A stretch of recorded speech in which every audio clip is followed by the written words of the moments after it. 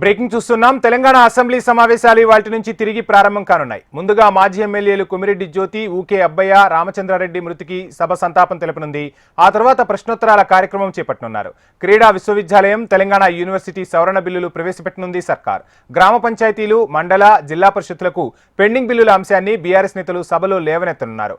రాష్ట్రంలో belt shops మూసివేతపై సభ్యుల ప్రశ్నలకు ప్రభుత్వం సమాధానం ఇవ్వనుంది. అదేవిధంగా తెలంగాణ పర్యాటక విధానంపై సభలో స్వల్పకాలిక చర్చ కొనసాగనున్నట్లుగా తెలుస్తోంది. ఇక స్పీకర్ అధ్యక్షతన బీఎస్సీ సమావేశం జరగనుంది. శాసనసభను, మండలిని ఎన్ని రోజుల పాటు నిర్వహించాలనేది నిర్ణయించనున్నారు. సుమారు వారం రోజుల పాటు సమావేశాలు నిర్వహించే అవకాశాలున్నట్లు తెలుస్తోంది.